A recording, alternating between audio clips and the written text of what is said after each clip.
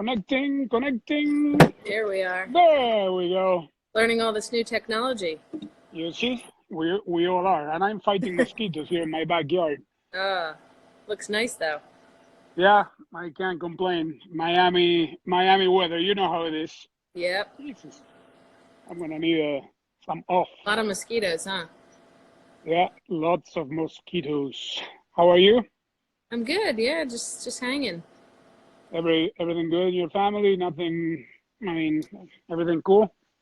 Yeah, everybody's healthy and doing well. Some crazy times going on in the world. This is unreal. Very, Us very haven't gone crazy. through something like this. Where are you at? So people know what city are you at, living I'm now? in just outside of Philadelphia, in Medford, New Jersey. So just home, Okay. enjoying things. Yeah. And are you like self-quarantined or is there a mandate? I mean, in Miami, they put us pretty much on lockdown last night. So we've been kind of doing self-quarantine anyways, but what's the situation there in your town? Yeah, so New Jersey, we're pretty much, staying at home. A lot of non-essential businesses are closed. So yeah, my husband and I are just kind of doing this, for the sake of everybody around the world. So Sure. we've just been low key, going to the grocery store when needed, and just kind of hanging out and finding some things to do. Is this crazy or what? Crazy. I mean, literally, the whole world is shut down. Everything, Yeah. sports, businesses. I mean, just everything. It's unbelievable. Yeah, because I mean, uh, I don't think no one here. I mean, we lived through 9/11 here in Miami. Obviously, we lived through hurricanes. None of us lived through World War II, but Yeah. I mean, this is affecting the entire world. It's absolutely crazy, let alone sports. I mean, everyone is pretty much sheltered down in their own place in any country in the world. Everybody. I mean, in some way, shape, or form, everybody is affected. It's really sad. It really is. Yeah. And I know that FIFA reached out to you to become a global spokesperson with other football stars about, what people should do. I mean, there's lots of people that perhaps know what to do, but it's always good to hear it from somebody like you, world superstar. What was the messaging that Infantino, the president of FIFA, wanted you guys to convey to the world? Well, I think well, the politics are politics, and I think that whatever your beliefs may be, or Democrat, Republican, I think it's challenging. I think some people turn away when those politicians are speaking and trying to send a message.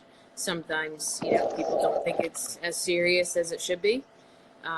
So I think it's good when you get celebrities and athletes and others who are following the rules per se, and we're doing that and we're living that. So I think it was just a strong message to really encourage people to stay home, wash your hands, and do all those little things and do our part, so that everybody will listen. Because the more people just stay home and we shut everything down, I think the quicker that we can all go back to our normal lives.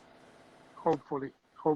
And Carli, what has this situation? What is it teaching you? And I'm saying it in present tense because it will probably teach us lots of other lessons once this is over. But so far, looking around you and knowing what's going on in our country, what has it taught you?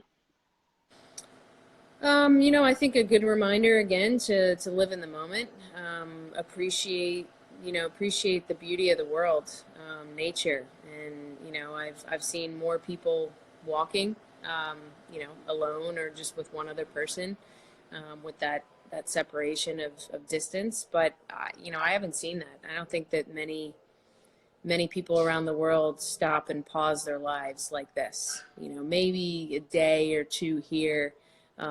People go on vacation, but they're still working. This is literally everything shut down. From businesses to sports to just everything. So I think it's made me really appreciate life and spending time with my husband and being home in our house. I'm on the road all the time, and it's a tough lifestyle, to grind out every single day, be away from friends and family. So it's taught me to, appreciate things a little bit more and just enjoy the pause, the calmness. It's okay to do nothing. I am a little bit bored at times, but I find things to do. I remember when you guys came back, or you especially came back from France, that you posted something about my last trip in a while, that you were going back and forth, to TV shows across the country, to different celebrations, and you said finally, back home, this, for all the people that travel for a living, it's a nice little respite, but I hope it doesn't last too long. I know. Yeah, for everybody's sake, for the businesses and people, yeah, I'm hoping that things, get back to somewhat of a normal lifestyle in due time. But yeah, it's it's a nice little break. I've kind of enjoyed it, to be honest. I can't remember the last time I had this break. Even when I have a break during our winter break, which we usually go from after the new year all the way up until mid-November. So usually I take 2 weeks off, do nothing. But those 2 weeks, you're still kind of busy and you're still itching to get back into it. So I really wouldn't call that a break, but this has been a nice break. Well, the IOC resisted to the very last minute they could, but I believe they took the right measures in postponing the Olympics to 2021. This obviously affects a team like the U.S. women's national team that was already qualified and ready to go. But do you think it was the right decision, even though, we don't know where the world will be July 24th? There were many other sports that hadn't even qualified yet, and the athletes weren't able to train. I mean, soccer was only waiting for the men's CONCACAF pre-Olympic tournament to finish, and then, both women's and men would have been all qualified. But there were so many sports that haven't qualified yet, and it was going to be tough on those athletes. Yeah, it's tough. It's I know the NBA was the quickest organization to shut everything down, and then it was March Madness, and then it just kind of steamrolled and kept going. I think it's a tough one. The Olympics. You've got athletes who, wait their whole lives and are training, every 4 years to get to an Olympics, to qualify. They have, I think for soccer, it's not as detailed per se about, peaking, but for swimming, for gymnastics, for all of these other sports, for track, they have those details down of when they're peaking. And I know, I was a bit nervous because you're kind of sitting around and not really being able to train and not having a really proper situation, and you're stressing a little bit to know if you're going to be ready and fit to be able to go. And I think that, they probably went through all the scenarios and figuring out if this pandemic was going to get any better, and it's getting worse before it gets better.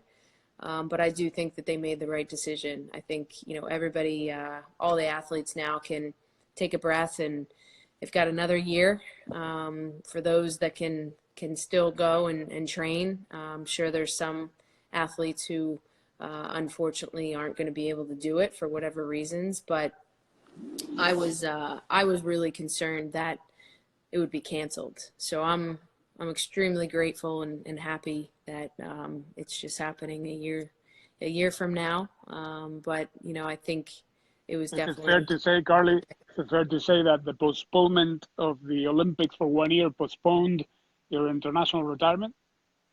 Yeah, I think so. I didn't have a date in mind per se. I've been feeling really good and happy with how I've been playing and the situation on the national team. It's been fun again, and Blacko and the coaching staff have done an amazing job with our team, and really bringing out the uniqueness of every single player and the confidence in every single player. So I feel like, this Olympics, if it were to go on when it was supposed to go on, and then maybe finishing out the year. It might have been cut a little bit too short. I still feel like I have a little left in me. So now I get an extra year to prepare, to become an even better soccer player, to become, better in my role as the number 9, become sharper, more fit.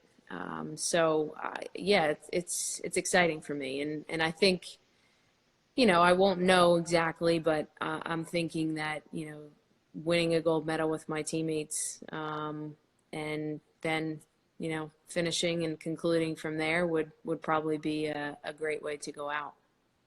There's nothing you cannot do at 39 that you could have done at 38. I know. One more year. Everybody's going to probably be talking about the age factor, but it's all good. I'm feeling good, and I'm at a point where I know how to manage my body and listen to my body and all that. So, when I just want to pick on something you just said, because I remember a question I posed to you when I saw you early last year in Portugal, and I showed you and I asked you, how do you top your goal from midfield in the women's final of 2015? And you said, oh, I moved ahead. I'm looking to the next goal. And you just said that you're looking forward, obviously, to the gold medal. Is there just an exact revenge factor from the last Olympics, even though you're coming off the greatest World Cup that you had in France? I mean, is France aside, and now when you'll go into the Olympics, you'll have Rio in your guys' mind? 100%. Yeah. I mean, when France finished, obviously my situation was, a little bit different. I'm incredibly proud of my teammates and the way that we powered through and got the job done. And it was, it was amazing to be part of that. But, as soon as that ended, it was back to business mode for me. It was preparing, knowing there was going to be a new coach, and continued to elevate my game, because it would be a disappointment to myself to not further push and break barriers, because I know that I'm capable of doing it. I know that there's so much more room for improvement within my game, that it would be disappointing for me to not continue to reach my full potential. So yeah, I've been on a mission, throughout my national team career.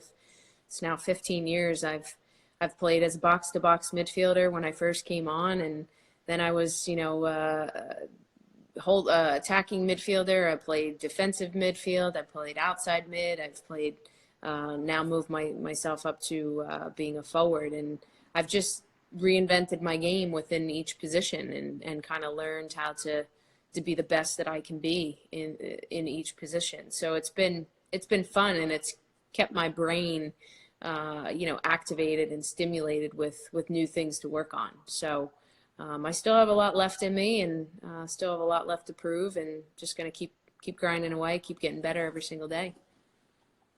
I should know this, but I don't. So I'm going to ask you here, for everyone that doesn't know, how did you fall in love with soccer? When did you start playing, and why? I started playing when I was 5 years old. I played every sport. Every sport I could get my hands or feet on, I was playing. And we had a really cool neighborhood, because we had a lot of kids in the neighborhood. We had a whole block full of people to be able to play with. So I was always outside playing. But there was something about soccer. I loved it. No one ever had to tell me to go out and practice. I was always juggling on my own. I was kicking the ball up against the curb outside of my house. I was going to the park, playing with boys, shooting, doing anything and everything. And I think that what really made me gravitate towards the sport was that, every game was unique. No game was the same. It was, a different challenge, a different opponent. Some games you had to be, a little bit more physical. Some games required a little bit more skill, and it was just fun to be able to score goals, attack, and be physical at times as well with, my jersey mentality. Right. Somebody is probably happy that the games were pushed to 21 is Alex Morgan. Was she really going to play 3.5 months after due date? I'm not sure. I mean, I think that was probably her goal. You know, I haven't really spoken to her about that. Obviously, she's, you know, probably most likely focusing on having a healthy baby, but yeah, it definitely gives her more time to come back and obviously not rush having a baby and then, you know, coming right into it. So yeah, it's going to give her a lot more time to figure out what she wants to do. And tell us a little bit. Quick pause. We're gonna turn a light on because it's getting dark. They Yeah. turn the light off here. Um, how's the new coach? I mean, oh my God. No, wait a second. What are you doing? Turn this thing off. No, it looks awful. It looks awful. There we go. Yeah, that's better. I guess it's better. Thank you, son. Whatever. It's just Instagram. Um, tell me about the new coach. I mean, you were fitting in right into, you know, the new, even though the tactics looked the same, you know, there were little nuances here and there about his style, and you were her starting forward, his starting Yeah, forward. he's been fantastic. You know, I've always been someone who's respected Vlaco in the way that he has coached his teams. His teams have they've played fantastic style of football, and he's taken, you know, teams like in Kansas City with not very big budget and gone on to win a championship with them, and obviously he, you know, coaching with Seattle as well, and now he's been with us, and he's great. You know, he's smiling, he's excited, he wants to get the best out of every single player, and he wants to individually develop every single player.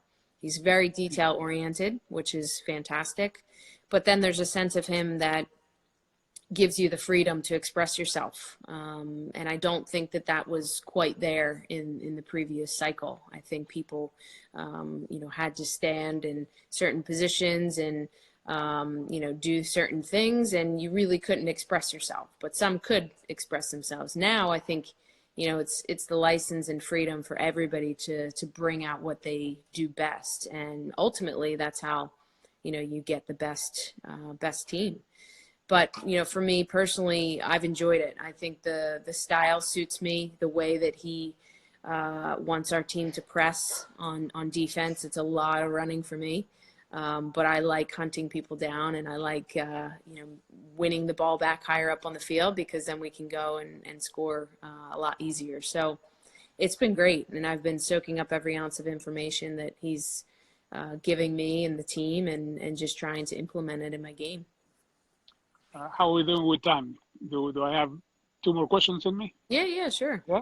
Okay. This is with all due respect. I'm saying this because there might be, you know, people listening from the countries that lose, you know, are part of those lopsided losses.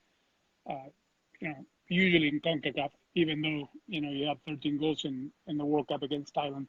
The question, with all due respect to every national association and every women's national team, which games are more difficult to play in? Those lopsided games where you know that you're going to win, the question is, you know, what's the margin going to be? Or the more, you know, toe-to-toe France, Germany, the more even matches, in your view? Which are the toughest to play from your perspective?